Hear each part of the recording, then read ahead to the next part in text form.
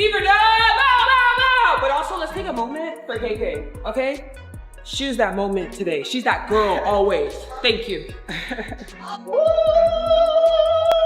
Love Ski.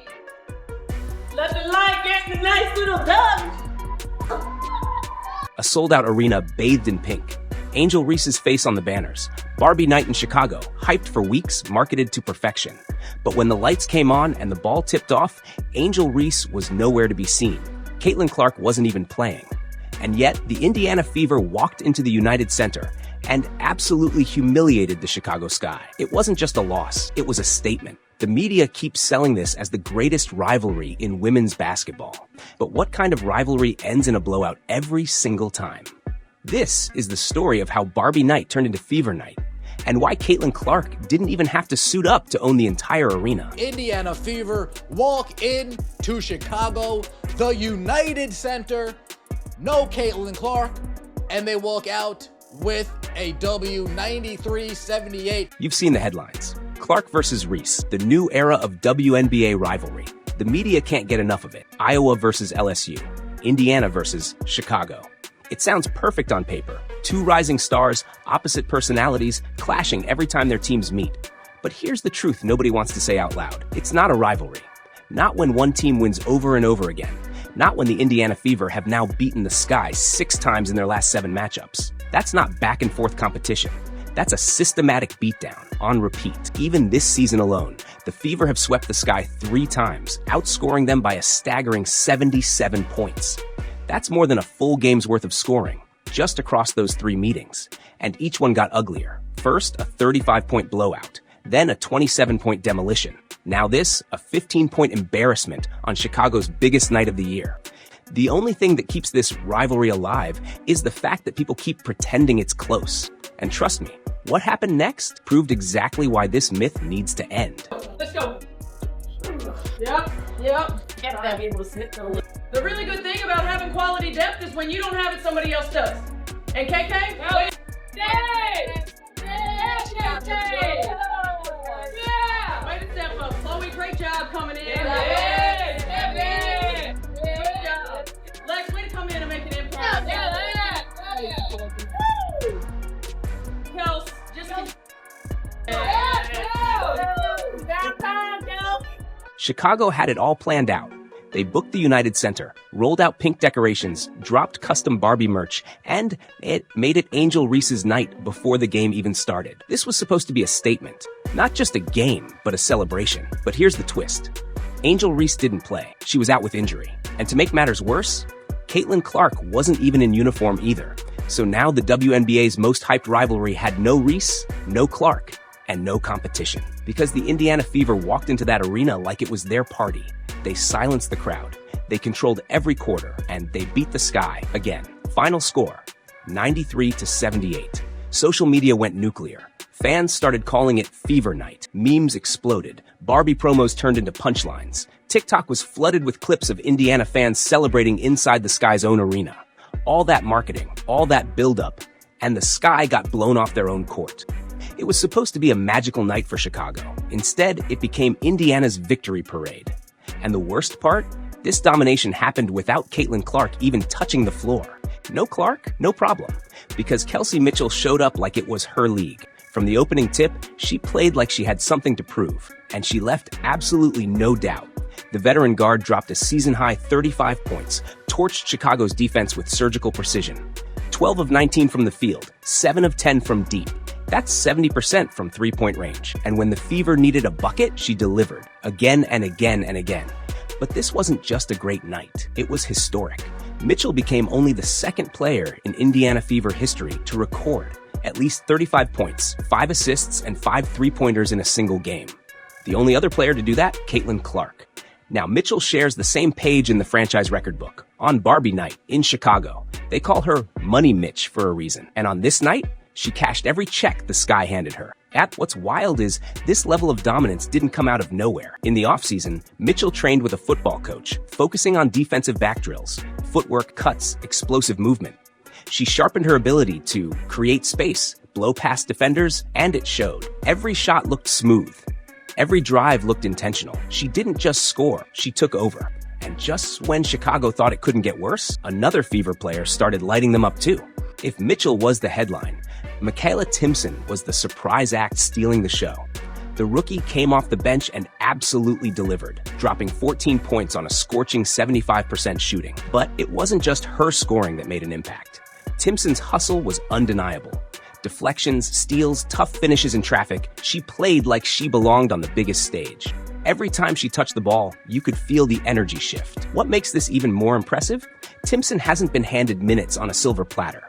She's earned them, showing up ready every time she's called upon. And that's exactly how veteran Kelsey Mitchell described her after the game. The ultimate pro. No drama, no excuses, just results.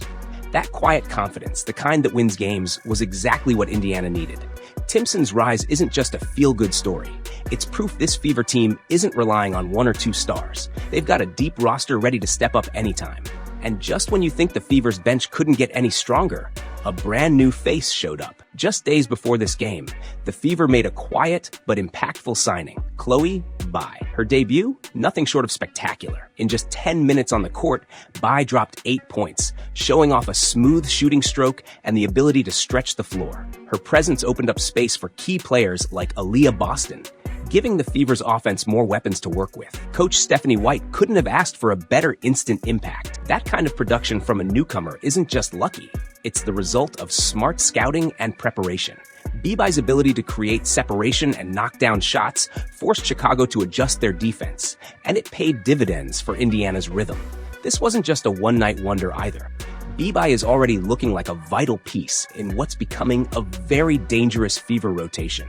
And while Bai made her mark from the perimeter, inside the paint, another star was quietly dominating. While Kelsey Mitchell was lighting up the scoreboard from the outside and Makayla Timpson was making hustle plays off the bench, Aaliyah Boston quietly took over the game inside the paint like a force of nature. This wasn't just a performance you notice in the box score, though it was impressive on its own. Boston secured her third straight double-double, finishing with 14 points and 11 rebounds. But her impact went far beyond points and boards.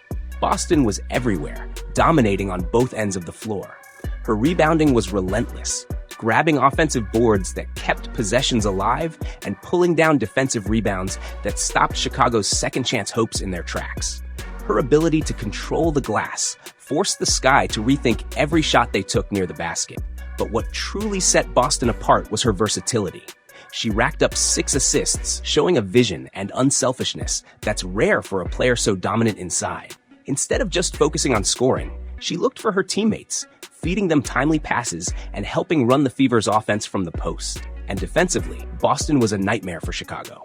She swatted away 2 shots, blocked passing lanes, and came up with 2 steals, swiping the ball and igniting fast breaks that kept the Fever's momentum going. Every possession, Boston made her presence known. When Chicago tried to drive into the paint, she was there, cutting off angles, boxing out, and making it painfully clear this was her territory. The Sky had no answer. Her basketball IQ and poise under pressure were undeniable. Boston played with a calm, confident energy that seemed to elevate the entire Fever squad. By quietly orchestrating the game in the paint, Boston was the anchor the Fever needed, balancing out the perimeter firepower with a grounded, physical presence. When you combine Boston's inside dominance with the sharp shooting of Mitchell and the energy of Timpson and Bai, the Fever's lineup suddenly looks like a well-oiled machine. And that's a scary thought for every other team in the league. Because when the Fever roll like this, they don't just win games, they send a message. The Indiana Fever's dominance wasn't just about star players, it was a full team effort, a showcase of depth, smart coaching, and a winning culture taking root. Lexi Hull, often overlooked, hit clutch shots at critical moments, keeping Chicago from gaining any momentum when they tried to make runs. Her timing and shot selection weren't just lucky, they reflected a player growing in confidence and understanding of her role. Every basket Hull made felt like a dagger to the Sky's hopes. Behind the scenes, Coach Stephanie White's philosophy shone through. She preached the importance of a deep rotation all season, and this game was a perfect example of why. Even without their best player, the Fever's entire roster contributed meaningfully, over 40 minutes of action. It wasn't just the starters carrying the load. Bench players like Makayla Timpson and Chloe Beebe stepped up with high-energy plays and scoring bursts, showing they weren't just fillers. They were key pieces of the puzzle.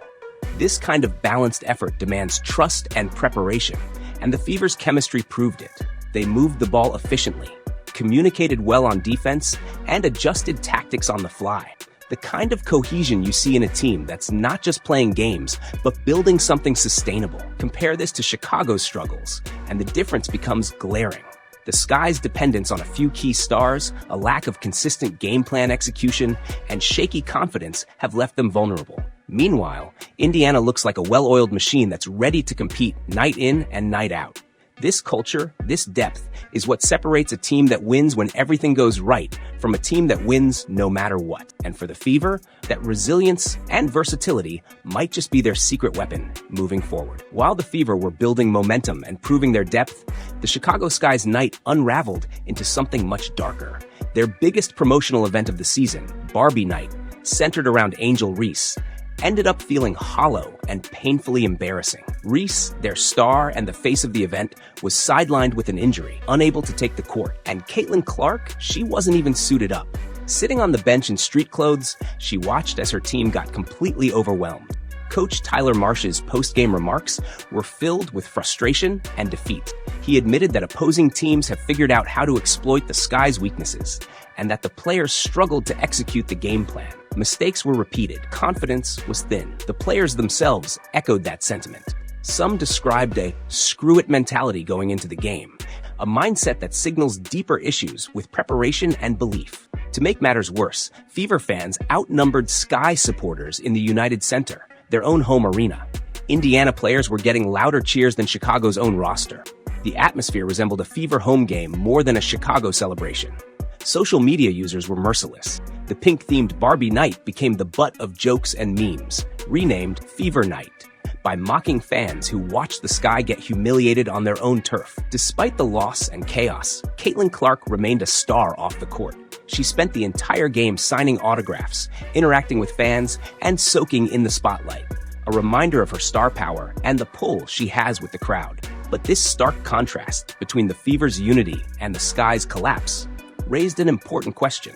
What does this mean for Chicago's future? This game wasn't just another win on the schedule. It was a clear statement about the direction of both franchises. The Indiana Fever aren't just winning games. They're building something real and sustainable. With or without Caitlin Clark on the floor, they're proving they can compete, dominate, and grow stronger. Depth, smart coaching, and rising stars like Mitchell, Timpson, B-Bye, and Boston have created a team that's not just a flash in the pan. It's a force to be reckoned with. Meanwhile, the Chicago Sky are stuck hoping for a miracle. Their playoff hopes are slipping fast, chemistry is fractured, and the rebuild feels stuck in neutral. They keep throwing themed nights and promotions, but the results on the court tell a different story, one of consistent defeat and fading momentum. When Caitlin Clark returns healthy, the Fever won't just be good, they'll be dangerous, and the rest of the league will have to take notice. So, where do you stand? Are you Team Fever, riding this wave of dominance, or rooting for the Sky to find a way back from the brink? Drop your thoughts in the comments below. Hit like if you're fired up by this story, and make sure to subscribe for more deep dives and inside looks at the biggest rivalries and storylines in women's basketball. The Fever just sent a message that can't be ignored, and we'll be watching closely to see what happens next.